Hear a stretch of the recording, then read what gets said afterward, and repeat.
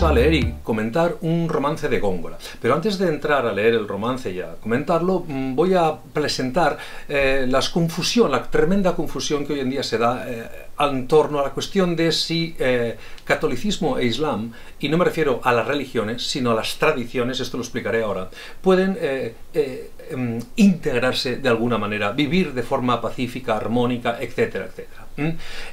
Luego veremos en el poema de Góngora que esto es imposible. En el poema de Góngora se narra la guerra, la tensión bélica que hay entre la cristiandad, entonces la cristiandad, y el islam.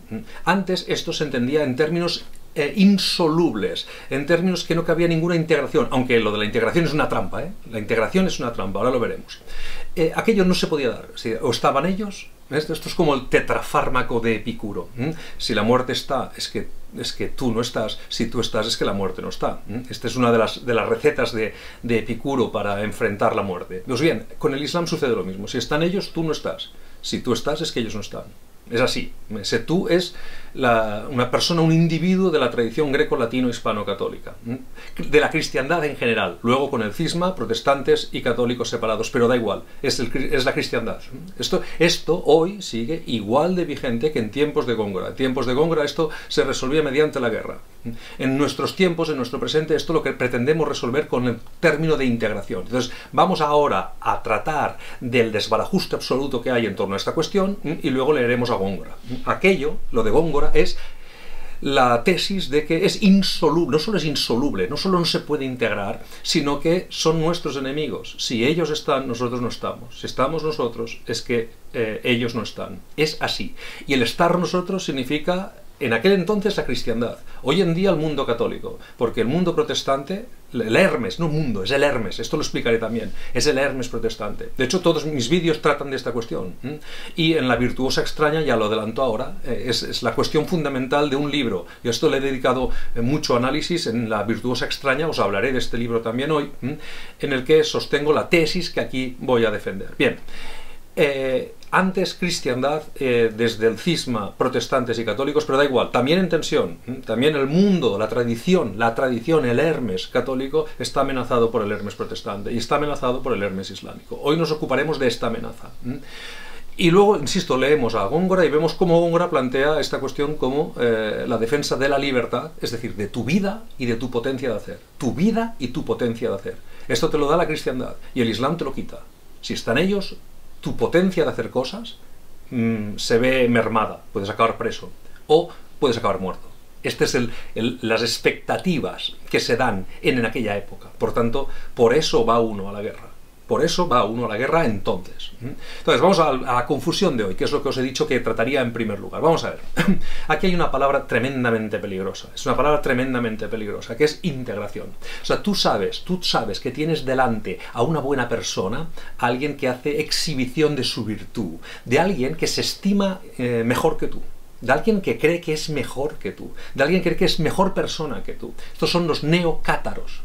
Los cátaros, los buenos hombres, pues estos son neocátaros, son nuevas buenas personas que están a favor pues de la integración, y ahora veremos que nadie cuando hablan de integración no saben lo que dicen, no lo saben, pero ellos creen que están diciendo algo que es bonito por fuera y por dentro. No, es bonito por fuera, suena bien, pero por dentro es terrible, porque es la nada. Pero bueno, ellos lo ignoran y entonces blanden la integración ante cualquier crítica a la imposibilidad de que se puedan dar en un mismo tiempo y lugar y de forma armónica estas dos religiones o estas dos Hermes, estas dos ideas. Luego explicaré lo de Hermes y religión, porque son dos cosas distintas. Pero ahora estoy hablando de las buenas personas, de estos neocátaros de hoy, de estos espíritus panhumanistas, de esta gente fraternal, de estos irenistas, abominadores de la guerra, abominadores de la violencia. Claro, si tú te plantas así, o sea, yo estoy en contra de la guerra, estoy en contra de la violencia, estoy a favor de las culturas, estoy a favor de la vida, estoy a favor del respeto, que todos nos respetemos los unos a los otros, estoy a favor de que todas las distintas diferencias se integren en una convivencia respetuosa para con los demás. Claro, tú sueltas todo esto y quedas muy bien, ¿no? Y por supuesto, supuesto, cualquier persona que se atreva a criticar mínimamente cualquiera de estas bienaventuranzas, ¿verdad? Pues queda absolutamente pues, como una persona violenta, intransigente, bueno, facha. Ya está, vamos a decirlo claramente, de ultraderecha y facha. Hoy el gran peligro que asola el mundo es una eclosión de una ultraderecha que es xenófoba, racista, etcétera, etcétera, etcétera, etcétera. Bien, y aquí estamos distraídos con todas estas porquerías, con todas estas bagatelas, mientras las naciones se van disolviendo, las corporaciones financieras supranacionales disuelven todo lo que sea grupal, y ahí está el Hermes protestante. Y mientras, los únicos que defienden lo grupal es el Islam. El Islam es resistente a toda la influencia que viene de la anglosfera de Inglaterra y Estados Unidos. O sea, todos los ideologemas que han parido estas naciones, fundamentalmente, insisto, corporaciones que ya están por encima de las naciones, para disolver al grupo y dejar al individuo solo, frente al mercado pletórico de bienes y siempre roto, abocado a la autoayuda. Y la forma que tenemos de autoayudarnos es comprar. No tenemos hijos, nos divorciamos, sobre todo los varones más que las mujeres, no soportamos, somos incapaces de mantener lazos sociales, y ahí el socialismo no es la contrafigura del capitalismo, el socialismo es la contrafigura del individualismo.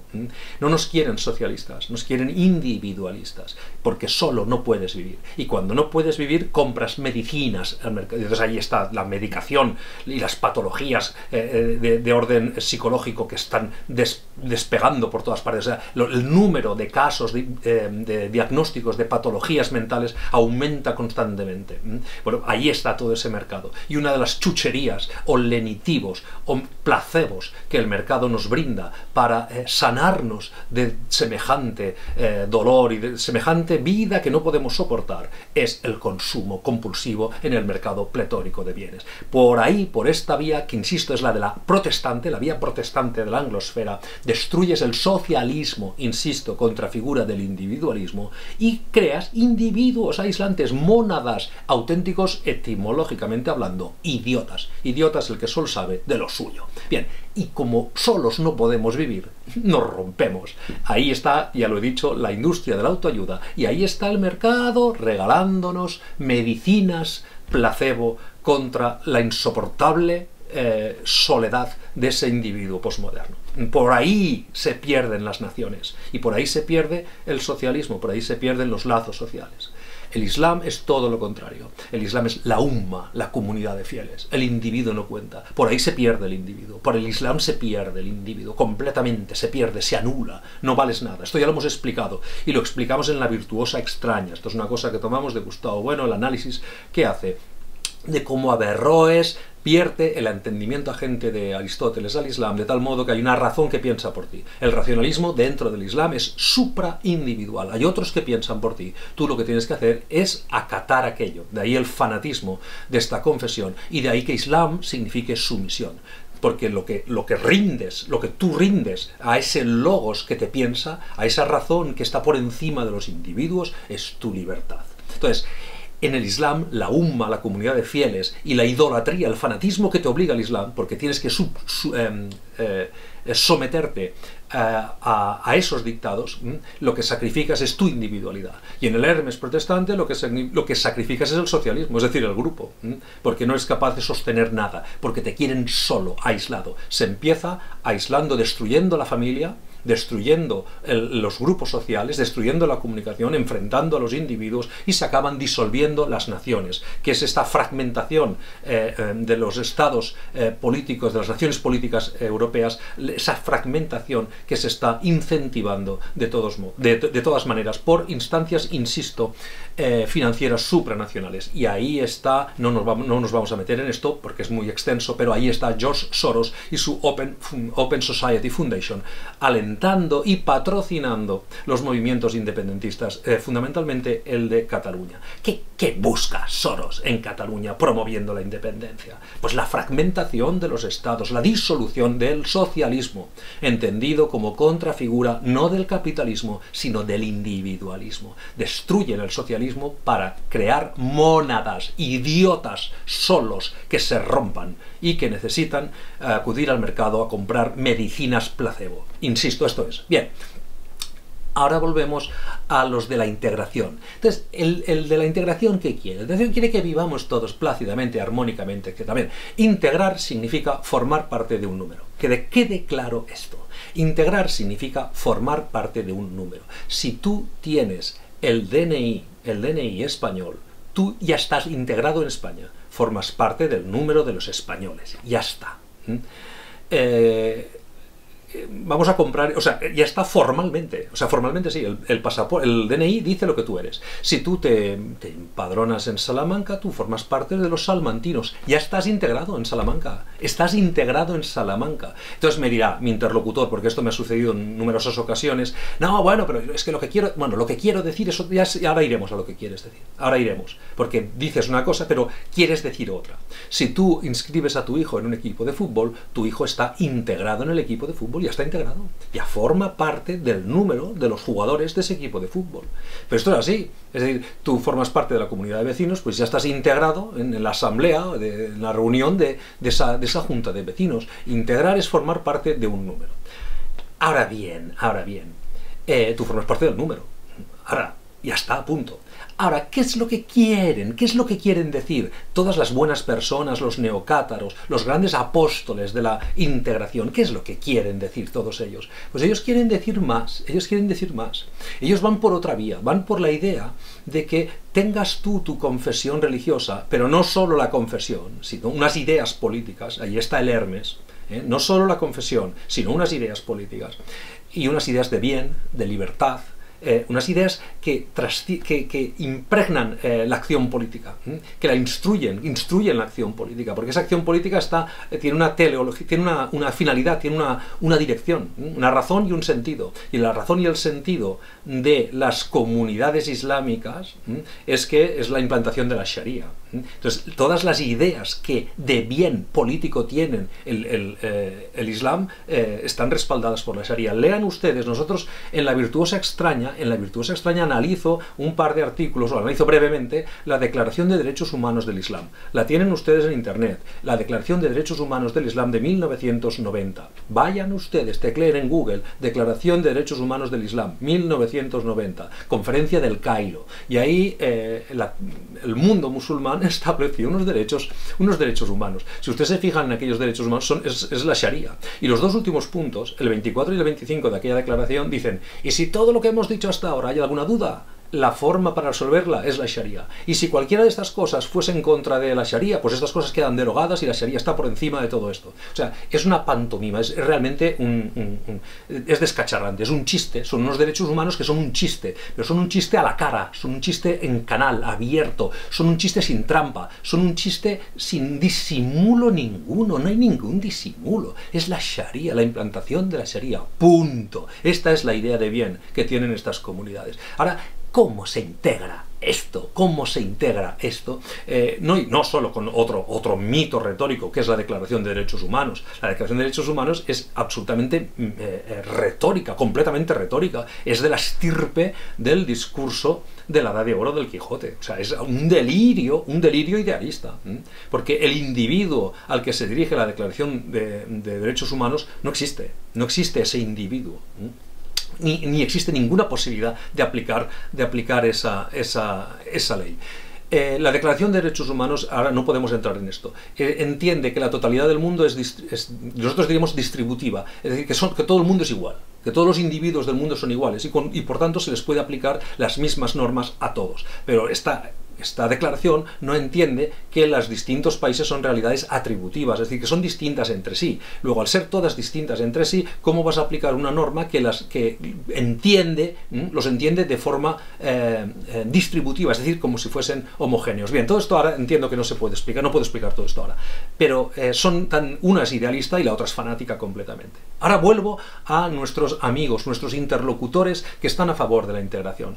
Lo que esta gente propone es que esas ideas de bien, esas ideas políticas de esa comunidad musulmana son compatibles con nuestro ordenamiento jurídico, que en España, por nuestra tradición, conjuga lo grupal y lo individual. Es decir, no nos deja tan desamparados como el mundo protestante, y ahí está el individuo solo, sin ninguna cobertura social, ahí está el individuo que se las tiene que componer él solo, sin nada más. Ese you can do it, esa radicalidad idiota del individuo. Nosotros teníamos que el individuo cuenta, el individuo cuenta, pero necesita el grupo. Pero el grupo no puede comerse al individuo. O sea, nosotros tenemos una conjugación del grupo y del individuo. En nuestra tradición greco, latino, hispano, católica, no ya protestante, porque desde el cisma nos separamos, protestantes por un lado y católicos por otro. La diferencia, el individuo, y aquí el individuo y el socialismo, el individuo y el grupo, Eso es el catolicismo contra el protestantismo. Nosotros entendemos que el individuo solo no puede, pero nosotros también entendemos contra el Islam, que es solo el grupo, sin el individuo. Nosotros entendemos que esto es intolerable, absolutamente intolerable. O sea, no puedes anular a la persona. Pensad, esto lo explicamos también en La virtuosa extraña, el término persona nace en el teatro griego clásico, las dramatis personae, ¿sabéis? Las personas del drama. Antes, esto es en latín, en griego es el prosopon, es la máscara que utilizaban los personajes para proyectar la voz en el teatro clásico. Es un término del teatro clásico, que luego pasará al derecho privado romano, y ahí están las instituciones de Gallo, que separan las cuestiones del derecho en personas, cosas y acciones. Personas, cosas y acciones. Y ahí está ya la personalidad jurídica del individuo. Luego tenemos aquella mezcla del teatro y del derecho. Esto lo explica muy bien Álvaro Dors en Derecho Privado Romano. Una de las figuras, de la sucesión, dice que en los ritos funerarios de abolengo, de grandes señores, iba el féretro del difunto, y entonces al lado unos individuos que portaban las máscaras con el rostro del finado. Fijaos que la máscara, ese prosopon, que en origen es el término persona, aquí ya está vinculado con la figura de la sucesión en el derecho. Bien, todo esto luego en el Concilio de Nicea tenemos la gran defensa de la persona, del individuo, de la persona, y esa gran defensa es la Santísima Trinidad, Padre, Hijo y Espíritu Santo, tres personas distintas, un solo Dios verdadero, el misterio de la Trinidad. Y ahora olvidaos del dogma de la Trinidad, y entended lo que el dogma explica y supone, y luego es que es la figura fundamental del catolicismo, y luego toda la extensión y el desarrollo que ha tenido esto. Significa que nosotros, la persona, participa de la divinidad del Padre. Luego el cuerpo humano, aunque no creas, da igual que no creas, es que no es de creer o no el dogma, es entender que el dogma da lugar, alienta una serie de ideas que van a tener un recorrido que tiene más de 2000 años y que llega a nuestros días, y que por la importancia que tuvo el dogma, lo que logra es que entendamos que el cuerpo humano es custodio de algo divino. Porque la Trinidad dice que el Jesucristo es Hijo de Dios, comparte también la naturaleza divina del Padre. Luego el cuerpo es custodio de algo divino. Luego tú cuentas, tu cuerpo cuenta. Y ahí está ese materialismo. La vida, el cuerpo, entendido como mantenerte vivo y poder hacer cosas. Y eso tiene su mayor fundamento en el misterio de la Santísima Trinidad. Aunque tú seas ateo, etcétera, es que yo no creo, es que el dogma me parece... Sí, lo que tú quieras. Pero lo que no puedes negar es que el dogma ha tenido influencia y que ese dogma ha instruido todo un curso de ideas que se desarrolla en la escolástica y que tiene su máxima culminación en la Escuela de Salamanca. Y en esa Escuela de Salamanca se fundan las bases de tantísimos estudios, pero fundamentalmente la economía, el derecho, la política, etcétera, etcétera. Y ahí hay un trabajo impresionante, lo hemos explicado y lo explicamos también en La virtuosa extraña, del nacimiento del derecho internacional y de los derechos del hombre, porque ahí está el trabajo del padre Vitoria, ahí está la defensa de Juan Ginés de Sepúlveda, que Juan Ginés de Sepúlveda hizo de los trabajos del padre Vitoria, explicando o justificando la presencia de la monarquía en la India, que los indios no debían plegarse a los españoles o no los debíamos tratar, digamos, despreciar, puesto que eran entes de razón y había un racionalismo político, aunque precario, pero funcionando. Entonces no era la fe lo que alentó el desarrollo o la implantación política de la monarquía en lo que hoy es Hispanoamérica, sino que fue la atención a ese logos precario, pero que no se podía negar, con la idea de desarrollar, de tutelar el desarrollo de ese logos. Muy distinto es lo que los protestantes hicieron en Norteamérica. Ellos fueron allí y no se rigieron, una cosa Santo Tomás y otra San Agustín, no se rigieron por ese logos de raíz tomista, sino que allí entendieron, y ahí está la doctrina calvinista de los elegidos y réprobos, es la fe. Y la idea de que si a ti te va bien en la vida es que Dios te ha elegido. Si a uno no le va bien es que no cuenta con el beneplácito de Dios. Luego, elegidos y réprobos. Los protestantes fueron al norte, vieron a aquellos indios, vieron cómo vivían, entendieron que eran réprobos y los mataron sin ninguna contemplación.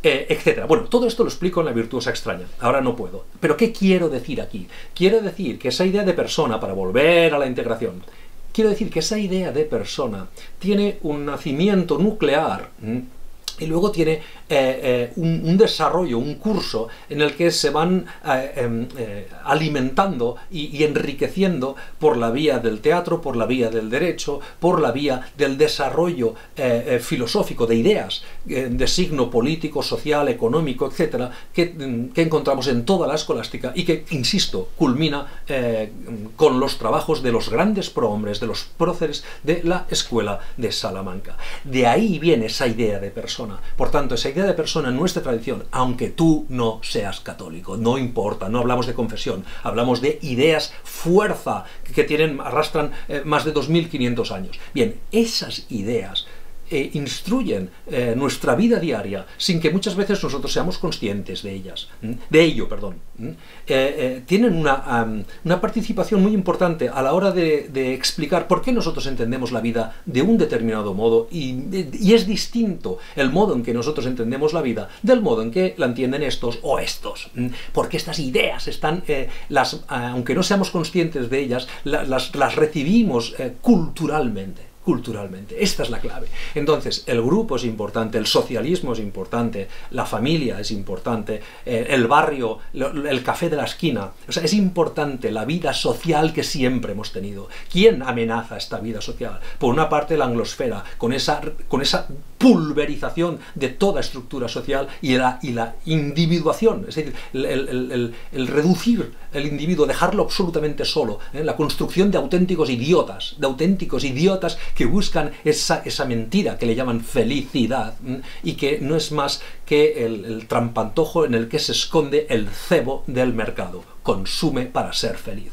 Y al contrario, si estás mal, consume bagatelas, chucherías y mentiras placebo, que te mentirán aparentemente un estado de salud o de calma hasta que necesites otra dosis. La siguiente dosis de compra.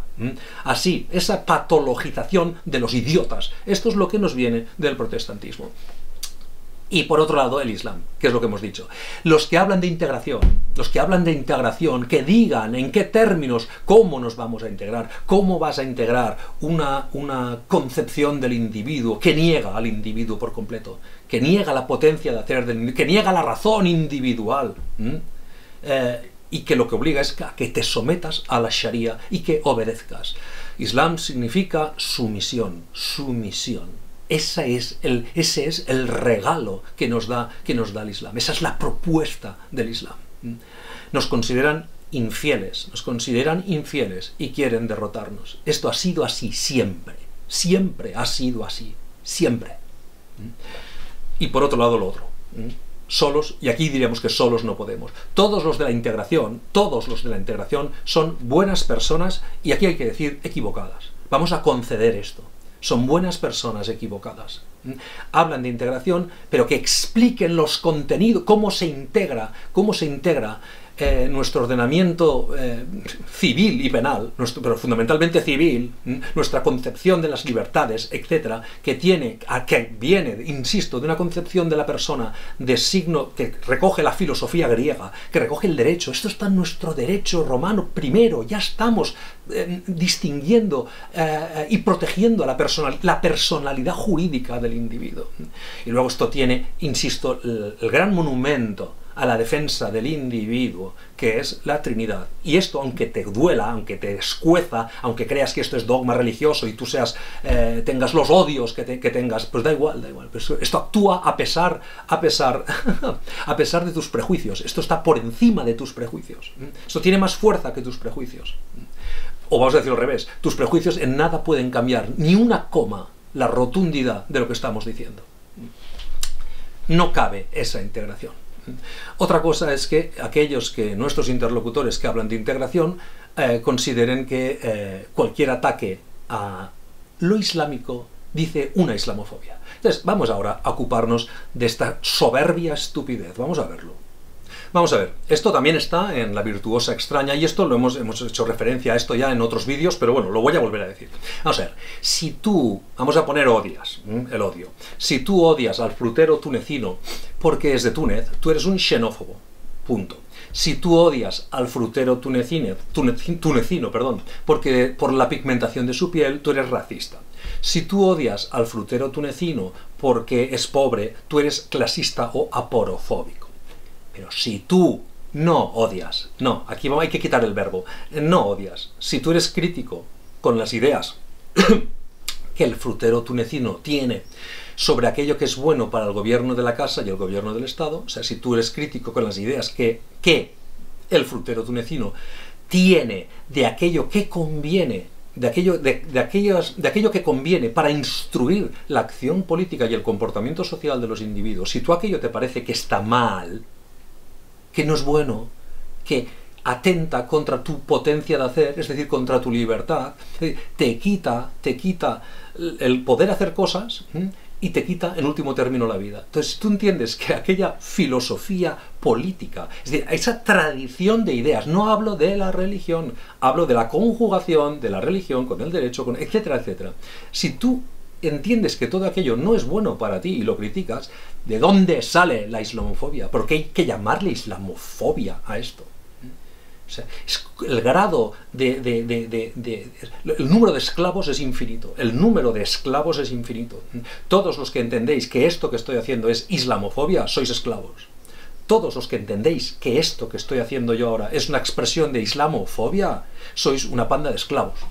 Y aparte ignoráis que esta idea de entender que o estás conmigo o estás contra mí, estos dualismos, dicen que sois esclavos del calvinismo y no lo sabéis. He dicho antes que Calvino, esto lo tomo de Marcelo Gullo, esto Marcelo Gullo lo explica perfectamente.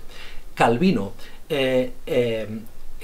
los alumnos de Calvino, John Knox y otros alumnos de Calvino, se llevaron a Norteamérica, en los primeros peregrinos, se llevaron a Norteamérica la Biblia de Ginebra. La Biblia de Ginebra es la Biblia editada por, insisto, los discípulos de Calvino. Bien, pues en esa Biblia de Ginebra que se llevaron a Norteamérica, se establecía la distinción entre elegidos y réprobos. Elegidos y réprobos. Es fundamental esto. Por eso en La virtuosa extraña yo explico que cuando Daniel Defoe en el Robinson Crusoe hace que Robinson Crusoe sea muy laborioso y muy metido en razón, y hace que los españoles sean vagos y sean supersticiosos, laboriosos y metidos en razón, Robinson Crusoe. Los españoles que salen en Robinson Crusoe, perezosos y supersticiosos. Entonces, ahí está la distinción que entre elegidos y réprobos. Es decir, a los españoles y a los indios les va mal porque son perezosos y supersticiosos, y a nosotros los ingleses nos va bien porque somos laboriosos y razonables. O sea, el Robinson Crusoe, yo lo he explicado en La virtuosa extraña, es un panfleto que ha engañado a millones de lectores. Si tienen curiosidad ustedes en esto, pues lean La virtuosa extraña y allí explico esto con todo lujo de detalles. Bien, ¿qué quiero decir? Pero vamos a lo que estamos. elegidos y réprobos. Esa reducción de la pluralidad del mundo a solo dos categorías enfrentadas, insisto, reducción de la pluralidad de las cosas a dos, esto dice la genealogía calvinista de estas ideas. Entonces, esto es lo que ha destrozado las universidades de Inglaterra y Estados Unidos y las facultades de letras de nuestras universidades, concretamente las áreas de literatura, en las que una serie de profesorado, un profesorado que no sabe qué hacer con la literatura, es así, no saben qué hacer con la literatura, pues han utilizado como método para analizarla la miseria que exudan las anglo-universidades. Entonces han entendido que la literatura es una respuesta de las minorías contra los opresores, y todo es oprimidos y opresores, y víctimas y victimarios, y ahí están hombres y mujeres, pues las mujeres todas son víctimas de los hombres y los hombres son los agresores de las mujeres, y ya está, brocha gorda. Colonialista e indígenas, pues brocha gorda. No ha habido nunca mestizaje. No lo ha habido en Norteamérica. No lo ha habido en Norteamérica, pero sí en el sur, ¿no? Y ahí bueno, da igual, no vamos a meternos en esto. Negros y blancos, lo mismo. Es decir, esa reducción de la pluralidad del mundo únicamente a víctimas y victimarios es de genealogía calvinista y se fundamenta, insisto, el génesis de todo esto es la doctrina de separación entre elegidos y réprobos. Entonces, esto nosotros, como unos papanatas, teniendo una tradición dialéctica, no del número 2, sino del número 3, que es lo que te libra de las cadenas, es lo que te libra del fanatismo, porque el número 2 es o yo o el otro. Y hasta no hay más. Y esos dualismos, insisto, que inauguran la violencia, porque no pueden inaugurar nada más, porque no hay síntesis de nada. Cuando no hay síntesis, o pierdes o ganas. Cuando no hay síntesis, o pierdes o ganas. Y por tanto estás obligado a ganar o a perder. Y hasta punto. Ahora, el número 3 permite la síntesis, permite la vida. El número 3 es la sociedad, lo socialista. Lo contrario del individualista, porque el número 2 es individualista, porque eres tú solo, porque el otro es la amenaza. Ya está, punto, no hay más. Estás solo. Ese es el número 2. Ese es el individualismo. El número 3 es el socialismo. Nosotros tenemos una tradición de estudios literarios dialéctica, y la hemos sacrificado porque los inútiles, acomplejados delante de las anglo-universidades, han comprado esta basura de los estudios culturales y han inoculado en nuestros estudios de letras estos dualismos maniqueos, ridículos, gilipollas. Esta miseria epistemológica la han adoptado y potenciado como unos auténticos papanatas. Pues bien, así se han cargado las facultades de letras y concretamente las áreas de literatura. Pues todo esto sirva para entender que la fobia a lo que criticas, lo que está diciendo es que tú estás practicando, desarrollando y explotando esta mierda que viene de las anglo-universidades. Esto es lo que estás haciendo, pero no lo sabes. Entonces, uno puede ser crítico con una tradición política, filosófica, religiosa, etcétera, la del Islam en este caso, ¿sí? Y tu interlocutor dice que estás practicando la islamofobia. Pero tu interlocutor, insisto, no sabe que las categorías mentales que utiliza están colonizadas por los discursos dualistas, calvinistas, absolutamente violentos de la tradición protestante. Te pasa esto, y lo ignoras, y luego vas detectando fascismos y ultraderechas, intransigencias y radicalidades en los demás, cuando el más radical que hay eres tú, que no te enteras de lo que pasa y sobre todo no te enteras de lo que dices, que esto es lo más grave todavía. Es decir, no te enteras de que esta sustitución, aparte hoy en día, fobia solo significa odio. Entonces, si tú tienes aracnofobia, es que odias las arañas. La cuestión del miedo ya se ha quitado. No hay miedo. Fobia significa únicamente odio. Han destilado también el significado y lo han dejado únicamente con el odio. Han sustituido la posibilidad de la crítica de ideas, la han sustituido, se la han cargado. Ya no se critica la literatura, a la literatura se va a buscar víctimas y victimarios. La literatura es una forma de resarcir a las víctimas, pero esta es la gran mentira de las anglo-universidades, porque no resarces a nadie. Es decir, la literatura que trata de dignificar a las víctimas en las obras literarias es un ejercicio, nosotros lo explicamos en La virtuosa extraña, de limpieza traumática. Tú puedes seguir desarrollando todo tipo de violencias, y ahí están todos los demócratas estadounidenses y su furor belicista, ¿no? Peleando y haciendo guerras por todo el mundo. Pues tú puedes seguir haciendo lo que te da la gana, porque luego tus universidades te limpian la cara, porque le dicen al mundo que están muy preocupados en lograr que la literatura dé voz a los oprimidos y que se vea que los opresores siempre han oprimido a esas víctimas, ¿no? Claro, pero esto es un lavado de cara absolutamente retórico e inane, no lleva a nada. Y esto se permite perfectamente porque luego, mientras el imperio puede seguir haciendo lo que le dé la gana, que esto es lo importante. El imperio hace lo que le dé la gana, estos le limpian la cara atendiendo retóricamente, es decir, literariamente, a las víctimas, ¿sí? Y los tontolabas de Europa, los tontolabas de las facultades de literatura, de letras de Europa, han comprado como unos auténticos borregos esta miseria epistemológica. Bueno, pues así estamos. Entonces tú criticas al Islam y eres islamófobo. ¿Pero quién te lo dice? ¿Cuál es la fuente que te acusa de islamofobia? Pues estos indigentes, estos esclavos del dualismo calvinista que han parido y promovido las universidades angloamericanas. Bueno, pues así estamos. Así estamos. Esto que estamos haciendo nosotros se llama crítica de ideas, y no hay nada más que crítica de ideas. Y ahora digan los irenistas, los pacifistas y los armonicistas, de qué modo se puede integrar una idea de bien, una idea de política, de lo que es conveniente para el gobierno de la casa y el gobierno del Estado, de signo islámico, con una tradición de libertad instruida por un curso de ideas greco-latino, hispano-católica. ¿Cómo se integra? No se integran, no cabe. No cabe esta integración, no cabe nada. No cabe. Forman parte de tu ciudad porque están empadronados aquí. Forman parte del censo porque el padrón lo dice. Forman parte de España porque su DNI lo dice. Toda su integración está dada en estos términos de formar parte de números. Ahora, todo lo demás no se da. ¿Qué puede darse? ¿Cuáles son las dos únicas opciones que ha habido siempre y que sigue habiendo hoy en día? La aculturación o el gueto. ¿Qué significa esto? Significa que o ellos prescinden de su Hermes. Estas ideas, esto no lo puedo explicar ahora, pero está en la Virtuosa Extraña por si tenéis interés. Pero todas estas ideas, esto es lo que Platón le llama el Hermes. La virtud hermética, aquello que se considera las ideas de bien, las ideas de bien político, de virtud política, perdón, no me salía la palabra, las ideas de virtud política que tiene una determinada polis, un Estado, de aquello que es bueno y conveniente para el gobierno de la casa y el gobierno del Estado. No vayáis por la religión, id por estas ideas.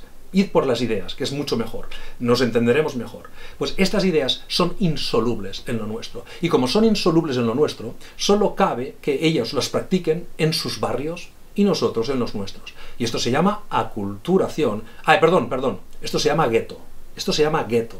Y la aculturación es que ellos prescindan de lo suyo y se unan a lo nuestro, o que nosotros prescindamos de las ideas de virtud política de nuestra tradición y nos pleguemos a las suyas. O sea, o prescindimos de lo nuestro y nos plegamos a lo suyo, o ellos prescinden de lo suyo y se pliegan a lo nuestro. Esto se llama aculturación. Prescindes de aquello que hasta entonces instruía la idea de virtud política, que a su vez instruía las leyes que hacías.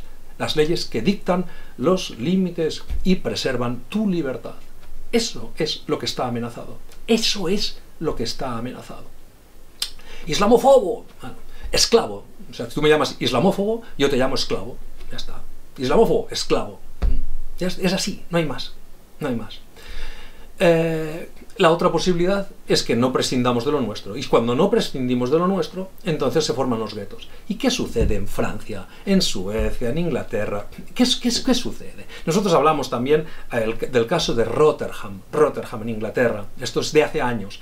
Yo se lo leí a Jano García, en un libro de Jano García, El rebaño, creo que es, El rebaño de Jano García. Y ahora hace poco Elon Musk lo aludió a esto y ha vuelto a sonar hoy, pero esto es algo que viene de lejos. Durante 20 años, unas bandas de pakistaníes estuvieron violando y prostituyendo a niñas de la ciudad de Rotterdam. Y estos hombres estaban integrados. Aquí se dice, a veces se dice en Cataluña, no, que aprendan catalán, que aprendan catalán. Esto el otro día lo discutimos en un grupo de lectura.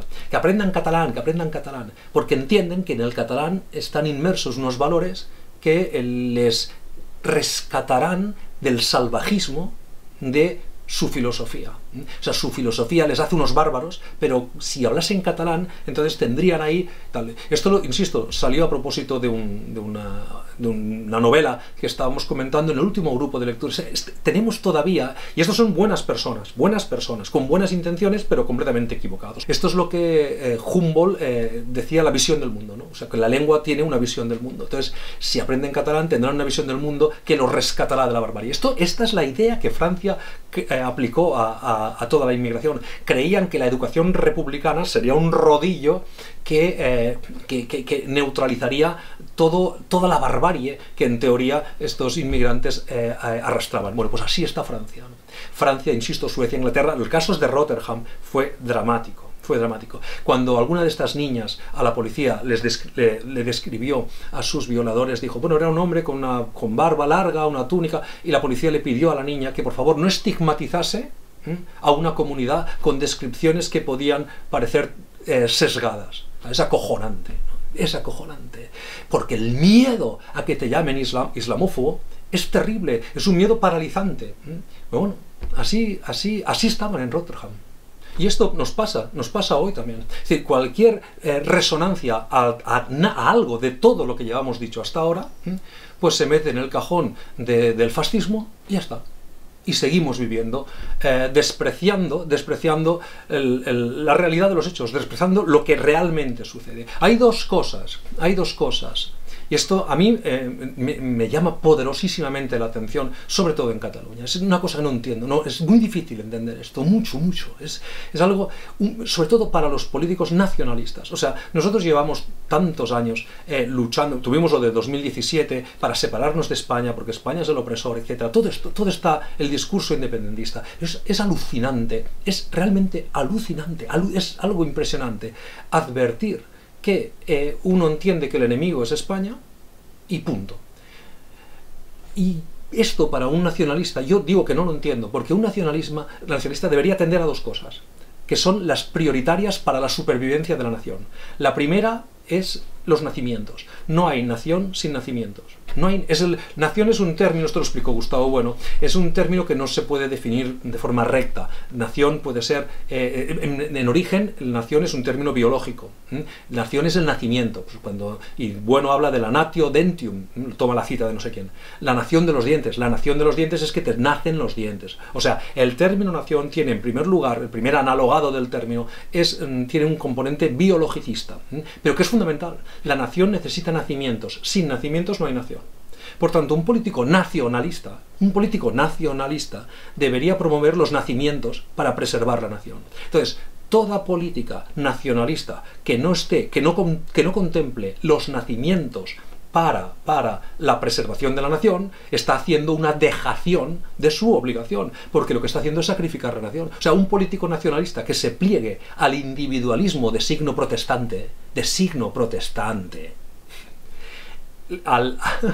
a las políticas contra la familia, se llamará el nacionalista.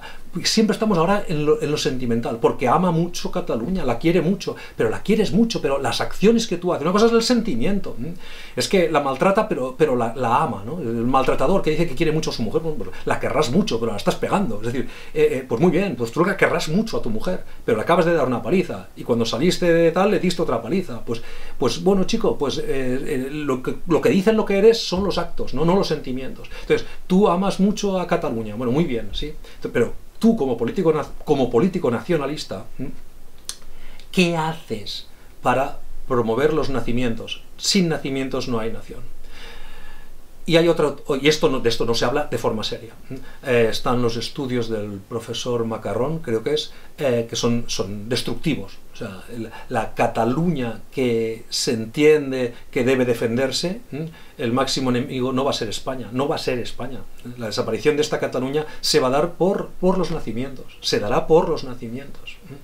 Esto es una política de Jordi Pujol, que mandó a Ángel Colom a traer inmigración musulmana, no de Hispanoamérica, porque hablaba en español, siempre esta idea equivocada de bien, una idea equivocada de bien. Y ahora Cataluña es la comuna de las comunidades con el número de musulmanes más elevado respecto de toda España. Curiosamente también le sucede lo mismo al País Vasco. O sea, las dos comunidades que creían que España era el gran enemigo que iba a acabar con ellas, resulta que estos son lo que los estudios demográficos nos dicen hoy en día, en muy pocas generaciones puede desaparecer, porque los políticos nacionalistas no atendieron al primer analogado del término nación, que son los nacimientos.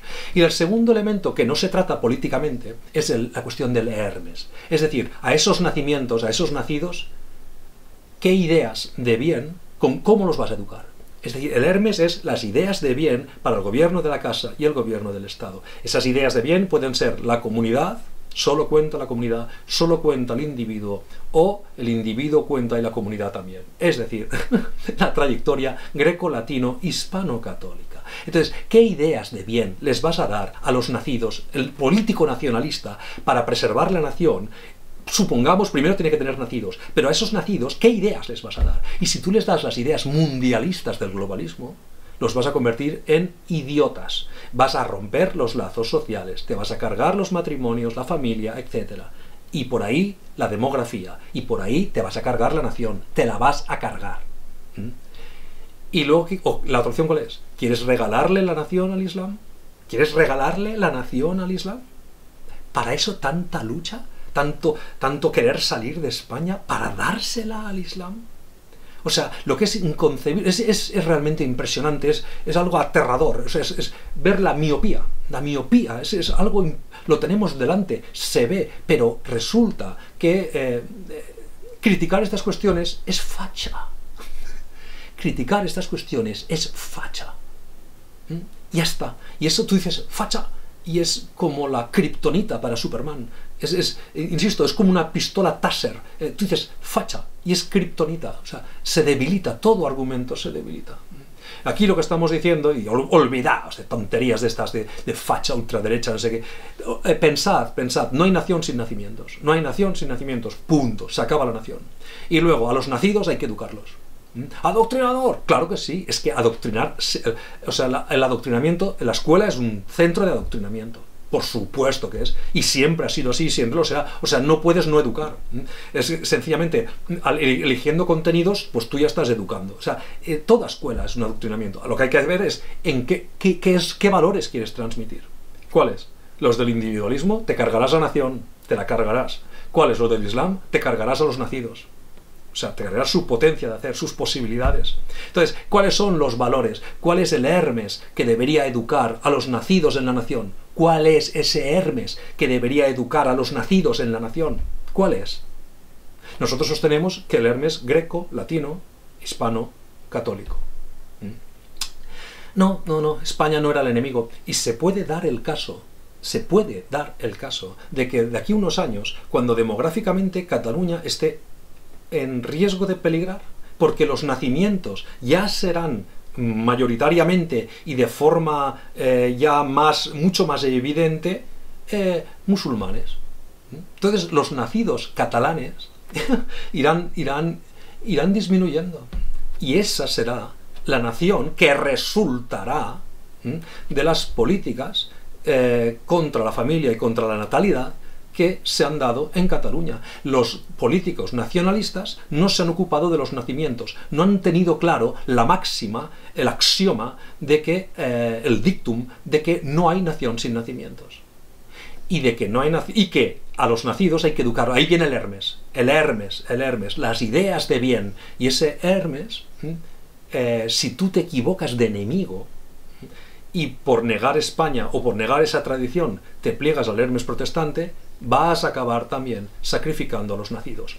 Entonces, allá tú, toma tú tus decisiones. Ahora, lo que no puede ser es que cualquier pronunciamiento crítico contra estas cuestiones se resuelve con el fascismo. Mientras sigamos así, mientras el argumento contra el discurso crítico sea la brocha gorda de un adjetivo kriptonítico, bueno, pues muy bien, pues a disfrutar de lo votado y a disfrutar de esa libertad que gozamos al margen de los fascismos. Como si el Islam no fuese la más ultra de todas las ultraderechas. Es aterrador, es aterrador. O sea, las naciones políticas surgieron con la Revolución Francesa, surgió la nación política. La nación política se enfrentaba a la derecha, al antiguo régimen. O sea, el antiguo régimen es la derecha. Derechas e izquierdas son términos topográficos, porque en la Asamblea Francesa los que defendían el antiguo régimen se sentaban a la derecha y los jacobinos a la izquierda. Luego, derecha e izquierda es topográfico, pero luego pasa a la política. Entonces, la nación política, que luego dará lugar a las naciones liberales, es un invento de las izquierdas contra la derecha, que era el defensor del antiguo régimen. Por tanto, las derechas, las dos instituciones, el trono y el altar, los defensores del antiguo régimen, del trono y del altar, son la derecha genésica, nuclear. Y la izquierda es ir contra esto y defender la destrucción de la estamentización social. Entonces, ahora hay una holización, es decir, todos los individuos son iguales. Teóricamente, todo esto teóricamente. Rompes la estratificación social y propones una holización, una igualación y luego acabas también con el altar, es decir, entendiendo que la religión, todo esto es una superstición, y entonces contra esto pues promueves un racionalismo científico contra los dogmas religiosos. Bien, esto es la izquierda contra la derecha, pero luego hay algo previo al antiguo régimen, que es la tribu. Entonces, lo que no se entiende es que individuos que le tienen miedo a la ultraderecha no le teman al Islam, porque en términos políticos el Islam es previo a la ultraderecha. O sea, la ultraderecha serían los carlistas, por ejemplo. Un carlista sería lo más de derechas que hay. ¿Por qué? Pues porque es la defensa del trono, la religión, y los fueros y las costumbres. Pues bien, ese retorno a ese antiguo régimen que pretenderían los carlistas sería lo más de ultraderecha que tuviésemos. Pero es que más ultra que esto está el Islam. El Islam es previo a todo esto. El Islam es todavía la tribu. Unas tribus que hoy en día están hipervigorexias gracias al petróleo. Pero su concepción de las relaciones y del mundo es tribal, es anterior al antiguo régimen. Luego, maravilla que haya individuos que le teman a unas extrema derechas, que son partidos, muchos socialdemócratas. Es increíble, porque, bueno, da igual, es realmente increíble, y no le teman al Islam, ¿no? O sea, si en términos políticos el mayor temor que uno debería tener a la ultraderecha sería al Islam, pero no hay ninguna beligerancia de crítica política contra el Islam por considerarlo ultraderecha. Pero bueno, pues nada, da igual, así estamos.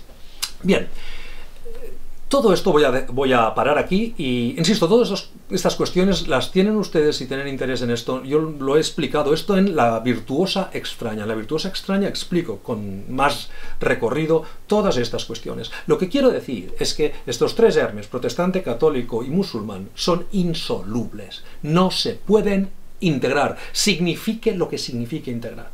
Pues coger un poco de este y un poco de este, y tú cedes un poco, yo cedo un... Supongo que quieren decir cosas de estas, pero son cosas que son imposibles, imposibles. Aquí hay que aplicar, insisto, una de las máximas del tetrafármaco de Epicuro. Si ellos están, es que tú ya has desaparecido. Si tú te mantienes, es que ellos no están. Porque no cabe ninguna mixtura de todo esto.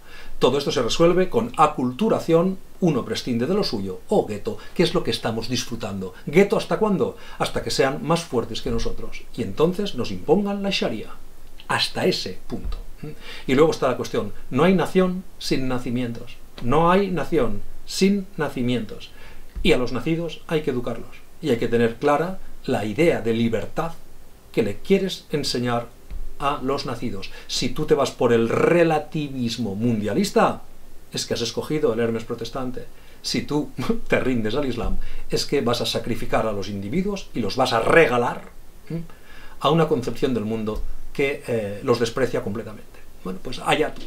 Ahora, sería bueno que estas cuestiones, demografía y Hermes, tuviesen un mayor protagonismo en los debates electorales. Por lo que callan nuestros políticos, entendemos lo que valoran este tipo de cuestiones. Bien, dicho esto, este es el marco en el que ahora vamos a leer un romance de Luis de Góngora. Y ahí veréis la pertinencia y la diferencia entre aquella concepción de las relaciones entre el Islam y la cristiandad y todo lo que hemos dicho hasta ahora. Venga, vamos a leerlo. Leo cada párrafo y lo comento brevemente, porque si no ya esta clase se va a extender mucho en el tiempo. Fijaos, amarrado al duro banco de una galera turquesa, ambas manos en el remo y ambos ojos en la tierra, ya seguirá el párrafo, o sea, amarrado al duro banco de una galera turquesa, o sea, esto es un galeote, es un prisionero que está atado con cadenas a un remo y está remando. Es un prisionero de una galera turquesa, de los turcos. Luego entendemos que este hombre es un cristiano, hecho prisionero por los turcos, y los turcos lo han condenado a galeras, es un galeote. Ambas manos en el remo y ambos ojos en la tierra. O sea, está remando y ahora está mirando la costa. ¿Y qué ve en la costa? Un forzado de Dragut. Dragut es un pirata famoso que sembró el pánico en el Mediterráneo. Un forzado de Dragut en la playa de Marbella se quejaba al ronco son del remo y de la cadena.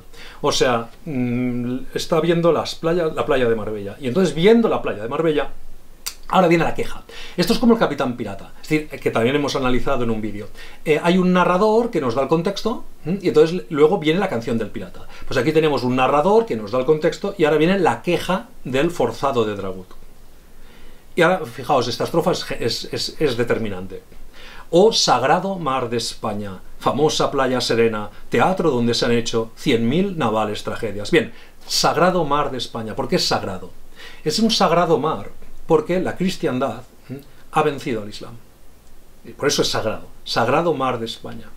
Es el mar en el que en la batalla de Lepanto, aunque bueno, luego el Imperio Otomano se rehizo sin tantas complicaciones, pero bueno, aquello fue la batalla más sonada. Pero las luchas contra el turco y las luchas contra las razzias, contra los ataques fulgurantes que los moros hacían desde Berbería, era una atención constante. Esto sale también, el pirata de Dragut, el pirata Dragut sale en el Persiles Segismunda, y las razzias desde Berbería salen en el Quijote, cuando Don Quijote y Sancho están en Montjuïc. Desde Montjuïc tocan alerta de que se ve un bajel corsario, etc. Y entonces se repele esa incursión, esas razzias, esos ataques. Bien, oh sagrado mar de España, famosa playa serena. ¿Serena por qué? Pues porque se ha ganado en la guerra. En la guerra se ha ganado la paz.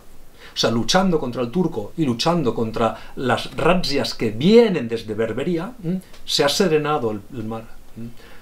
Hay paz porque se ha ganado. Esto es Aristóteles. El fin de la guerra es la paz. O sea, uno guerrea, pacifica un territorio y sobre el territorio pacificado construye instituciones. Este es el discurso de las armas y las letras. Primero se gana y luego el derecho. Primero ganas y luego creas instituciones. Pero sin paz, sin el territorio pacificado, no se pueden desarrollar instituciones políticas. Hay que vencer. Y hay que vencer también, ¿por qué? Porque ese derecho dice o regula los márgenes de libertad de los individuos. Y por eso se va uno a la guerra. No contra Rusia. Bueno, no me meto en esto. Es que es increíble. Ahora tenemos que luchar contra Rusia. Bueno, he dedicado un vídeo a esto. Lo de El Quijote contra las razones de Javier Cercas para ir a la guerra. Si estáis interesados, ahí tenéis el vídeo. Pero vamos a esto. Famosa playa serena. Es esa. La victoria militar impone la calma, impone la paz. Esto es Aristóteles y esto es el discurso de las armas y las letras del Quijote. Teatro donde se han hecho 100.000 navales tragedias. O sea, la lucha es constante. También leemos en el Quijote dice, cada año nos toca guerrear contra el turco, dice, y nunca sabemos dónde va a descargar tan grande nublado con que cada año nos toca guerra. No sabemos en qué lugar de la costa descargará tan grande nublado, o sea, dónde van a desembarcar los turcos, con que cada año nos toca guerra. Estas son las 100.000 navales tragedias. O sea, siempre hemos estado en guerra contra el Islam, no contra unas naciones, es contra el Islam, es sagrado mar. Es sagrado mar de España. Es la cristiandad contra el Islam. Pues eres tú el mismo... Ahora el forzado le habla al mar. Pues eres tú el mismo mar que con tus crecientes besas las murallas de mi patria, coronadas y soberbias. Las murallas, las defensas de la patria, coronadas, monarquía y soberbias fuertes. Y ahí está. La monarquía hispánica, la Santa Liga, la unión de las naciones contra el turco. Ahí está la monarquía, los muros coronados y soberbias. Tráeme nuevas de mi esposa y dime si han sido ciertas las lágrimas y suspiros que me dice por sus letras. Su mujer le escribe y dice que llora mucho. Y ahora se permite, digamos, una exageración petrarquista, vamos a decirlo así. La amada, la esposa, le dice que llora en el mar, y ahora él le pregunta al mar: porque si es verdad que llora mi cautiverio en tu arena, bien puedes al mar del sur vencer en lucientes perlas. O sea, si mi mujer llora en la arena de tus playas, como las lágrimas son rubíes, las lágrimas son diamantes, las lágrimas son perlas preciosas, tu mar Mediterráneo, alimentado de las lágrimas que son perlas de los ojos de mi amada, pues atesorando estas perlas, tú te puedes considerar más rico que los mares del sur. Bien. Dame ya, sagrado mar, otra vez, el vocativo, sagrado mar. Dame ya, sagrado mar, a mis demandas respuestas, que bien puede si es verdad que las aguas tienen lengua. Bien, y ahora le dice al mar: pero, pues no me respondes. El mar no le responde, obviamente, que es todo un juego retórico, sin duda alguna que es muerta. ¿Vale? Porque si no, el mar representa que al forzado de Dragut pues le respondería a las preguntas. Pero ahora viene la corrección, o ahora vamos a decir que se rectifica lo que ha planteado hasta entonces. O sea, dice, aunque no lo debe ser. O sea, mi mujer no ha muerto. Y ahora, fijaos qué razón. Venimos del petrarquismo, del idealismo de que las lágrimas son perlas que caen en el mar, etc. Y entonces el Mediterráneo es más rico que los mares del sur. Venimos de esta retórica idealista. Y ahora el materialismo, ahora el ras de suelo, ahora la obviedad de la realidad incontestable de su estado. Su estado es el de Galeote. Fijaos. Aunque no lo debe ser, muerta. Aunque no lo debe ser, pues vivo yo en su ausencia, pues he vivido 10 años sin libertad y sin ella, siempre al remo condenado. A nadie matarán penas. O sea, que si yo llevo 10 años bogando, nadando, remando aquí en este barco, 10 años atado aquí, sin libertad y sin ella, porque aquí se juega la libertad, y no me he muerto, ella, pues por mucho dolor que tenga, porque yo no estoy con ella, no va a morirse de llorar. A nadie matan penas. Fijaos que esto es un correctivo, es como una dinamita contra el idealismo, con esa retórica petrarquesca, estilnovista también, que hemos leído en las estrofas anteriores. A nadie matarán penas. Este es un baño de realidad que difumina, que disuelve completamente las lágrimas, que son perlas al contacto con las aguas, etcétera, etcétera. Pues he vivido 10 años sin libertad, sin ella, siempre al remo condenado. A nadie matarán penas. O sea, muerta por llorar no está. Y ahora acaba de una forma también impresionante. Dice lo siguiente: en eso se descubrieron de la religión 6 velas, y el cómitre mandó usar al forzado de su fuerza. Esto nos lo dice el narrador, esto ya no lo dice el Galeote.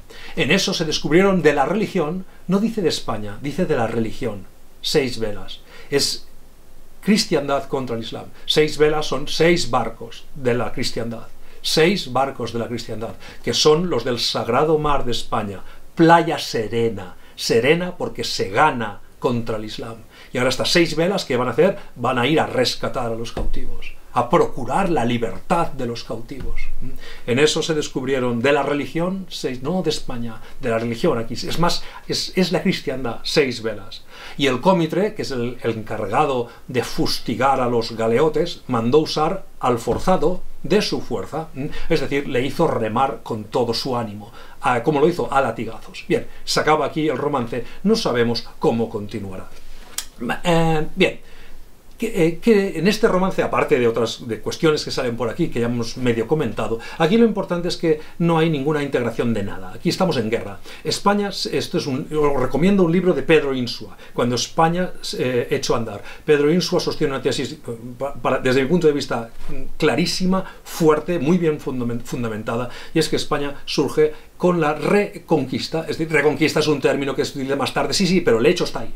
Hay muchos términos, humanismo también, hay muchos términos que se acuñaron en el 19 o en el 18 que refieren a realidades anteriores. Una cosa es que el término venga después y otra cosa es que no sucediese lo que sucedió. El término lo podemos dar a posteriori. Igual que tuberculosis se acuña cuando se acuña, pero creo que es Ramsés II pudo morir de tuberculosis. Bueno, pues murió de tuberculosis, aunque el término se acuña después. Es decir, lo que es innegable es el recorrido en sentido inverso del que siguieron los musulmanes al ocupar la península. Y cuando España repelió el Islam fuera de la península, lo siguió considerando una amenaza. ¿Y qué tuvo que hacer? Tuvo que saltar fuera de la península. Pero eso, dice Insua, eso no es restaurar un goticismo, no es restaurar un goticismo previo, eso ya es otra cosa. Están los fechos del imperio, los fechos del Allende. Estudia Insua y explica desde mi punto de vista de forma clarividente y muy potente esta idea, repeler al enemigo, pero es que esa repulsión del enemigo se debe continuar, y ahí está la circunnavegación del globo, que tenía o no tenía otro propósito que intentar explorar vías que permitiesen atacar al turco por la retaguardia. A esa empresa es a la que se dedicó la monarquía hispánica. Eso es lo que el aglutinante de lo que consideramos España. Y dice Insua que lo importante aquí fue la recuperación de Sevilla y hemos dicho nacimiento y Hermes y la repoblación. Sin población no hay nada. Pues la repoblación de Sevilla se hizo con individuos que vinieron de toda España. De toda España. Y examinando los apellidos se ve las procedencias de todos esos, es decir, de las distintas naciones étnicas que ya había en España. Y el aglutinante de todo esto fue el catolicismo, el cristianismo en aquel momento, en primera instancia el cristianismo contra el Islam.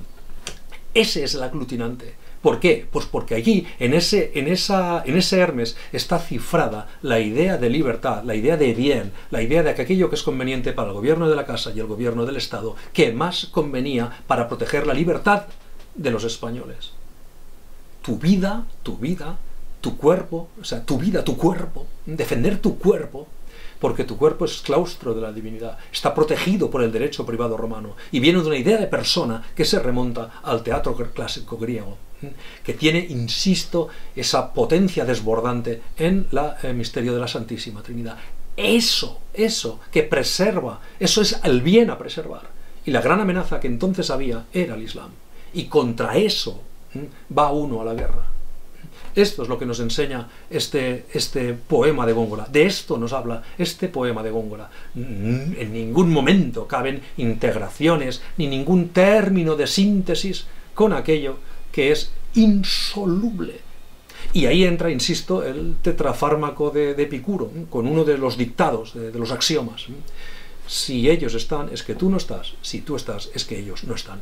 Y esto deberíamos poderlo tratar, no con categorías tan ridículas como y acríticas, como si islamofobia, no islamofobia. Esto es un debate de ideas. En nuestra tradición, esto que acabo de hacer aquí, ya termino con esto, se le llama dialéctica. Es decir, pensar críticamente lo demás, pensar críticamente al otro, oponiendo un argumento y siempre vinculando esto a unas determinadas realidades objetivas materiales para no irte por los cerros de Úbeda y para no quedarte en el dualismo, calvinista. Entonces, este ejercicio, a propósito de términos como demografía y Hermes, que son los que han de vincular la distinta posición entre musulmanes y católicos, católico entendido como tradición filosófico-política. Insisto en esto. Esto es un ejercicio de dialéctica que era lo que siempre habíamos tenido. Esto es lo que en La virtuosa extraña yo defiendo a propósito del Criticón de Baltasar Gracián, que fue Gracián profesor de dialéctica. Una obra traspasada por el número 3. El número 3 está en todas partes, en todas partes. ¿Por qué esa obsesión de Gracián por los ternos, las tríadas, las construcciones trimembres? Siempre el número 3 por todas partes. Critilo, Andrenio y luego un guía, siempre 3. Hay más de 50 y pico guías, siempre 3. Andrenio, Critilo y un guía, Andrenio, Critilo y un amigo, Andrenio, Critilo y el otro. Siempre el 3, siempre el socialismo. Socialismo como contrafigura de idealismo, no en términos políticos, económicos asociados al capitalismo. No, no va por ahí. Socialista es lo contrario del individualista. Individualista es lo protestante. La radicalidad del grupo es el Islam. Y nosotros teníamos esa idea de bien que se fundamenta en la dialéctica. Bien, esto que he hecho yo hoy aquí es un ejercicio de dialéctica. Si tú crees que esto es islamofobia, tú eres un esclavo. No hay más que decir. Nos vemos en la siguiente clase.